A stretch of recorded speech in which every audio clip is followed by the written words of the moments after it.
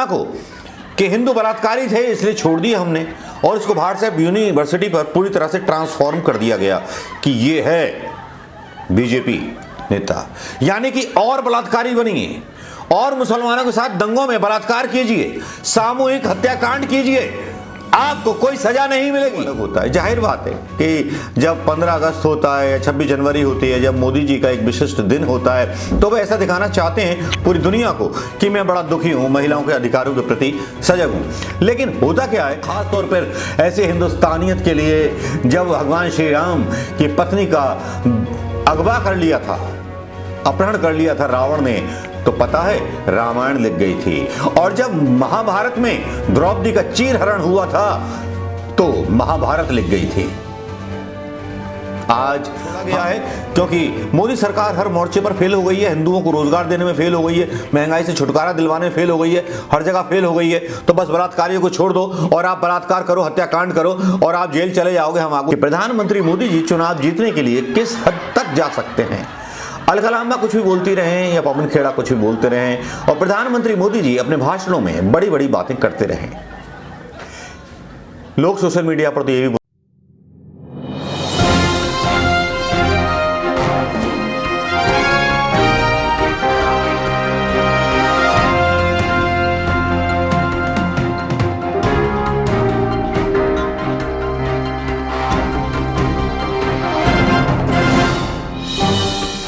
दोस्तों नमस्कार, मैं मनोज शर्मा एक बार फिर आपके बीच में लेकर के बड़े एक सेंसिटिव इशू को, जो कि हिंदुस्तान के सोशल मीडिया पर बहुत बुरी तरह से वायरल हो रहा है। हर यूट्यूबर्स उसके बारे में बात कर रहा है, लेकिन मेरी जो बात करने का अंदाज है वो थोड़ा सा अलग है। मैं मनोज कुमार शर्मा, आजाद हिंद आवाज न्यूज के लिए आपके बीच में एक बार फिर।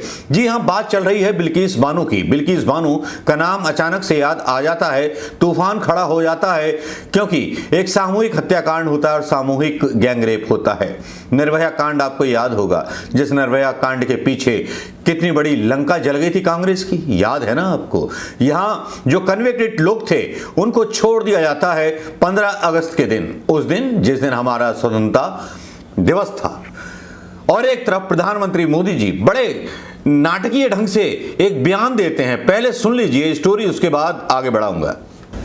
स्वभाव से, संस्कार से, रोजमर्रा की जिंदगी में नारी को अपमानित करने वाली हर बात से मुक्ति का संकल्प ले सकते हैं।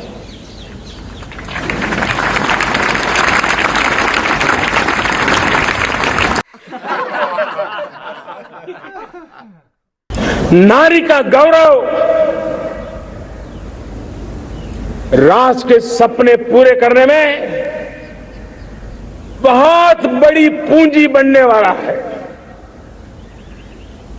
यह सामर्थ्य मैं देख रहा हूं और इसलिए मैं इस बात का आग्रही हूं। मेरे प्यारे देशवासियों, मैं 5वीं प्राण शक्ति की बात करता हूं। महिलाओं के बारे में जब प्रधानमंत्री मोदी जी बोलते हैं तब लगता है बहुत बड़े चिंतित हैं महिलाओं के अधिकारों को लेकर, महिलाओं के बारे में उल्टी सीधी बातों को बोले जाने को लेकर के। लेकिन उन्हीं को विवादों के घेरे में कांग्रेस के लोग लेकर के चले आते हैं, कहने लगते हैं कि भाई जर्सी गाय किसने बोला था, दीदी वो दीदी कौन बोल रहा था, गर्लफ्रेंड कौन बोल रहा था। मोदी जी खुद अभद्र भाषा में बात करते हैं। समझ में नहीं आता कि मोदी जी कब कब अपने रूप बदल लेते हैं, या मोदी जी इंटरनेशनली भाषण देते हैं नेशनल डेज पर वो अलग होता है, या चुनाव में जो प्रचार करते हैं वो अलग होता है। जाहिर बात है कि जब 15 अगस्त होता है या 26 जनवरी होती है, जब मोदी जी का एक विशिष्ट दिन होता है, तो वे ऐसा दिखाना चाहते हैं पूरी दुनिया को कि मैं बड़ा दुखी हूं, महिलाओं के अधिकारों के प्रति सजग हूं। लेकिन होता क्या है कि जिस महिला के साथ गुजरात में, जहां के वो मुख्यमंत्री रहे और उनके मुख्यमंत्री काल में जो कांड हुए, बड़े बड़े कांड हुए, खैर उसकी तो कोई बात ही नहीं करता। ये कांग्रेस की कमजोरी है, कांग्रेस के 100% उन लोगों की कमजोरी है जो कांग्रेस के अंदर संगी छुपे हुए थे। खैर छोड़िए, उसकी बात नहीं करते, वो एक अलग विषय, अलग वीडियो बन सकता है उसका, क्योंकि कांग्रेस की आज इतनी ढील ना होती तो आज ये बात यहां तक ना पहुंचती। यहां पर रिहा किया जा रहा है आरोपियों को, और भारतीय जनता पार्टी के लोग जो हैं नमस्कार कर रहे हैं, वो सारा सम्मान कर रहे हैं। ये वीडियो देखिए, बड़ा बेशर्म मतलब शर्मनाक वीडियो है ये किसी भी मानवता के लिए, किसी भी हिंदुस्तानियत के लिए, खास तौर पर ऐसे हिंदुस्तानियत के लिए जब भगवान श्री राम की पत्नी का अगवा कर लिया था, अपहरण कर लिया था रावण ने, तो पता है रामायण लिख गई थी। और जब महाभारत में द्रौपदी का चीरहरण हुआ था तो महाभारत लिख गई थी। आज हम उस जगह खड़े हुए हैं जहां हम संस्कार विहीन हो चुके हैं। आज़ादी के मायने हमने खो दिए हैं। आज़ादी के मायने 15 अगस्त पर हमने निकाले हैं प्रधानमंत्री मोदी जी के शब्दों में कि रिहाई हो। इसके बारे में कांग्रेस के बयान आते हैं, अलका लांबा के बयान आते हैं और सवाल पूछती हैं ये नेत्रियां कि क्या इस चश्मे से देखेंगे आप इस घटना को कि हिंदू बलात्कारी थे इसलिए छोड़ दिया हमने और इसको भारत यूनिवर्सिटी पर पूरी तरह से ट्रांसफॉर्म कर दिया गया कि ये है बीजेपी नेता, यानी कि और बलात्कारी बनिए और मुसलमानों के साथ दंगों में बलात्कार कीजिए, सामूहिक हत्याकांड कीजिए, आपको कोई सजा नहीं मिलेगी। वाह, किस तरह का इंडिया बनाना चाहते हैं। लेकिन पहले मैं बयान सुनाना चाहूंगा पवन खेड़ा का जो बयान आया और सवाल पूछती हुई अलका लांबा का जो बयान आया, ये सुन लीजिए। गुजरात में 21 साल की एक महिला के साथ 11 लोग मिलकर सामूहिक बलात्कार करते हैं। तब महिला 5 महीने के गर्भ से थी।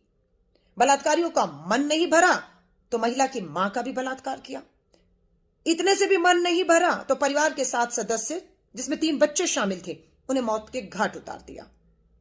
कोर्ट ने उन्हें फांसी देने की बजाय उम्र कैद में दी, लेकिन भाजपा की सरकार का मन पसीज गया और आज पता लगता है जब मिठाई बंट रही होती है, भाजपा के कार्यकर्ता मिठाई बांटते हैं और खाने वाले कौन थे मालूम है?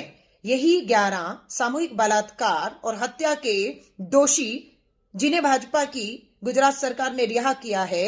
भाजपा के कार्यकर्ता मिठाई बांट रहे थे और वो खा रहे थे। ये पहली बार नहीं हुआ। जम्मू के कठुआ में 8 साल की बेटी का बलात्कार होता है तो ये भाजपाई बलात्कारियों के समर्थन में वहां पर जुलूस निकालते हैं। उत्तर प्रदेश के उन्नाव में इन्हीं का विधायक बलात्कार करता है और पूरी भाजपा से बचाने की कोशिश करती रहती है। यही हाथरस में होता है। खोखले भाषण कब तक प्रधानमंत्री जी आपके इस देश की आधी आबादी सुनती रहेगी कि आप वहां से तो कहते हैं बहुत हुआ महिलाओं पर वार, बेटी बचाओ, और यहां पर आप बलात्कारियों को एक के बाद एक बचाने का, संरक्षण देने का आपका काम आपकी सरकारें कर रही हैं। आप कहते हैं केंद्र की सरकार क्या कर सकती है, ये गुजरात की सरकार का फैसला है। किसे मूर्ख बना रहे हैं? किसकी सरकार है केंद्र में, किसकी सरकार है भाजपा के गुजरात में? चुल्लू भर पानी में नहीं कहूंगी, जिस कीचड़ के अंदर भाजपा का कमल खिल रहा है ना, थोड़ी भी शर्म बची हो तो उस कीचड़ में डूब मरिए। आज देश की आधी आबादी देख रही है, हर भाई देखे, हर बेटी का पिता देखे कि कैसे सरकार को आप वोट देते हैं, जो सरकार सामूहिक बलात्कार करने वाले हमारी बेटियों और बहनों को इस तरीके से नोचने वालों को बाइज्जत बरी कर देती है और इतना ही नहीं, मिठाई और लड्डू बांटती, खाती और खिलाती है।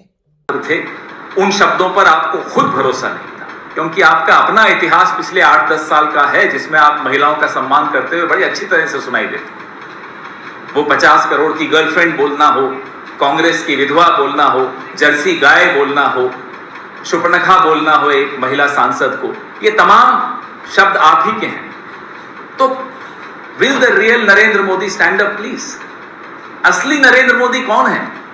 जो लाल किले की प्राचीर से आकर झूठ परोसते हैं, या जो अपनी ही गुजरात सरकार से बलात्कार के अभियुक्तों को रिहाई का आदेश दिलवाते हैं? कांग्रेस पार्टी और यह देश जानना चाहता है आपके सवाल। गुजरात सरकार ने एक ऐसा निर्णय लिया जो अप्रत्याशित था, जो कभी नहीं हुआ। Rape convicts. ये बयान आपने सुन लिया होगा। कांग्रेस का आक्रोश अपनी जगह था और एक संस्कारी पार्टी होने के नाते, संस्कारों के नाते, यह सवाल पूछने का हक हर हिंदुस्तानी का बनता है। किसी हिंदू या किसी मुसलमान का नहीं बनता।